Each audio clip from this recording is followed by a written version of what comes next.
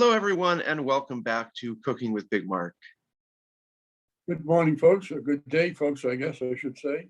Today, I'm going to get into some culinary terms. Last time I did that, some people found it interesting. And I'm sort of starting off what I would call the A team. This is all the A French terms for the most part, since most of classic cooking in the old days here all emanated from France and Europe. So we're going to use all those. And the first one is al dente, which is not as Italian. I'm wrong right off the bat. But al dente means to the bite.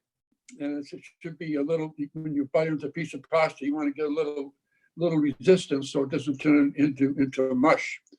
And nowadays, especially where a lot of people finish our pasta in a sauce like clams and linguine or shrimp and garlic, butter or something. When you're cooking the pasta, if it says, for example, it's 8 to 10 minutes cooking, I would do it 6 to 8. Do it a few minutes less, because if you're going to do something that is going to sit in the sauce for a while, because it will cook some more. So that's the first one. Then we have a la grecque, and I'm sure you understand that is cooking in the Greek mode, or the Greek ingredients, which is mostly lemon, olive oil, rosemary, and those type of things. The meats they would have would be goat and sheep, because they couldn't have any cows there because there's no fields in Greece. It's all very rocky soil, and those animals can exist, but those are the things that they use to cook with. And it's also pretty much the basic Mediterranean diet as well, which is supposed to be a fairly healthy one. Then we have aerate, and aerating is when you, especially with flour, some recipes will say to aerate it, and you sort of lift it up and sort of break it up so it isn't so tightly wound, so the crumb in the cake gets a little bit looser. And but that's the aeration thing. We do it with wine, of course. When you transfer wine, you are aerating it. And there are other things that we're aeration, but adding it to it. Classic ones, of course, be making whipped cream with heavy cream, or egg whites when you're making a meringue or something along the line. That's what you're doing, is beating air into it. So those are all examples of aeration. Au gratin. Au gratin basically is just sort of gussying up a casserole dish or something where you want a little character to it.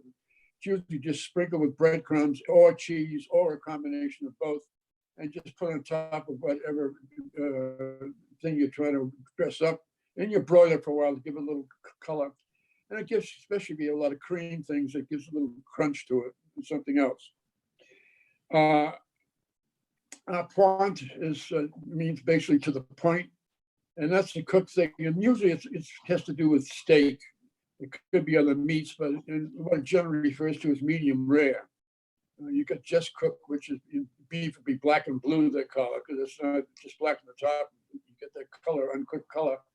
Then you've got rare, then medium rare, and then of course well done, which is might as well just be eating shoe leather at that point.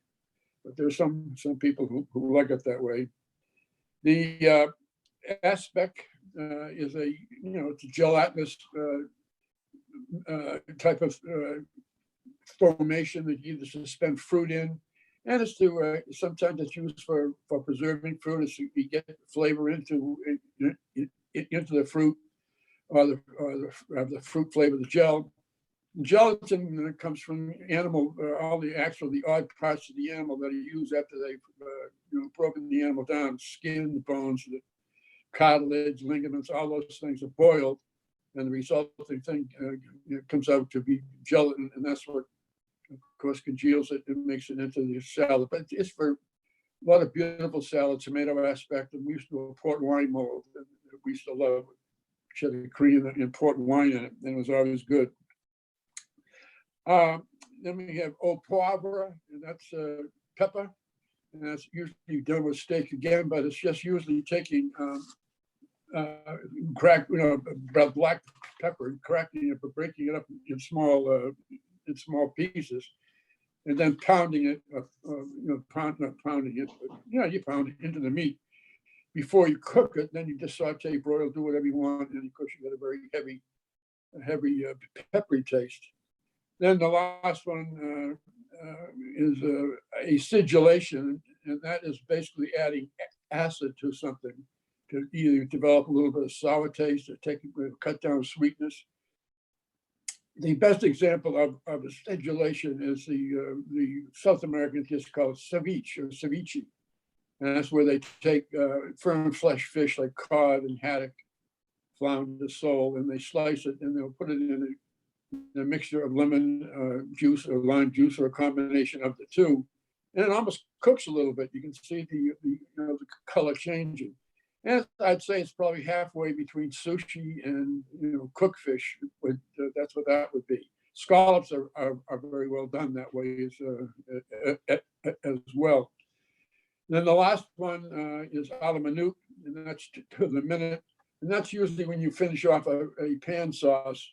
After you've sauteed meat, you get the fond in the bottom of the pan, and you take either stock or wine and deglaze it. And then, with the flour, reduce it down so it becomes, develops viscosity, add a little hot butter, or cold butter rather. And that develops it, and that's what they call a la minute. It's making a little pan sauce just to put on top of whatever meat it is, whatever kind of meat you've got. Then two other terms I want to talk about are ones that, is what we're getting now with so much global cuisine from India is garam masala and harissa. And they are both made up most of the same components. It's all these different herbs and spices like cumin, coriander, red pepper, turmeric, all these things. I don't know who decides which one goes and what the proportions are, but somebody probably starts out at some point doing it, then they find a combination that they like and they sort of stick with it. Harissa, in garam masala, it stays that way. It's dry. It's like a dry rub that you put on brisket, and that's how that is used. It's a dry spice blend. The harissa, what they do is add lemon juice, sometimes a little bit of garlic, tomato paste, and onions. It still becomes more. It has a little bit of liquid to it, but you can mix the paste, and that's what they lay on top of vegetables and or meats. And all those spices and things sort of add to it. And of course, the Indian have so much, not that much meat, so they use a lot of things to change all the flavors of all the different vegetable dishes that they have. Then the final two is M&M would be marinate and macerate. And marinate is something when you take, again, meats, vegetables, anything you want to get flavor inducted into it, and you'll put it in a flavorful liquid. And sometimes it's a tenderizing thing. For the most part, it's getting some extra flavors into it before you cook, broil, and do what you want with it. Macerating is taking pieces of vegetable or fruit and putting it in a liquid again to get the thing.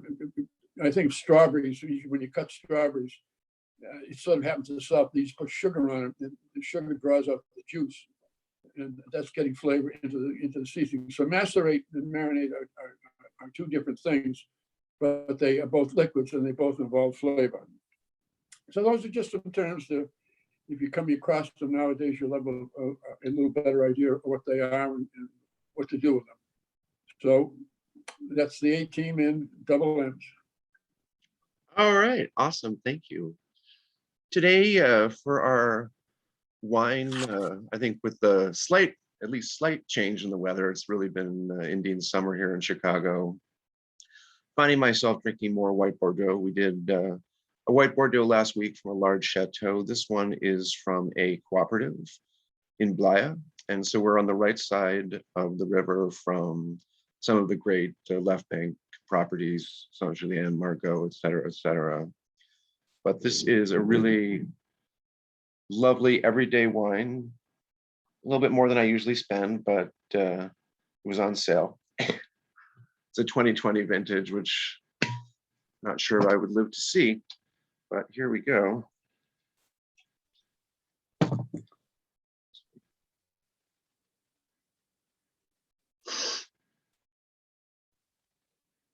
You get a real minerality on the nose. The soil in this area is mostly clay over limestone.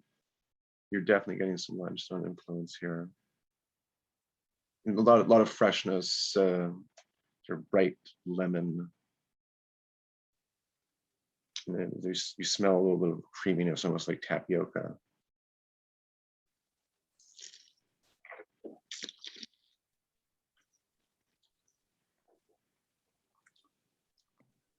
And you're still getting really bracing acidity on the palate. It is fairly creamy. I don't know what the cepage in terms of Sauvignon Blanc versus Semillon is, but you definitely get a backbone that suggests that there is a percentage of Semillon in it. So really a nice wine for, chicken, fish, your white meats, but really delightful. Certainly can be enjoyed on its own or with a triple creme cheese. So this has been Cooking with Big Mark. Thank you all for tuning in.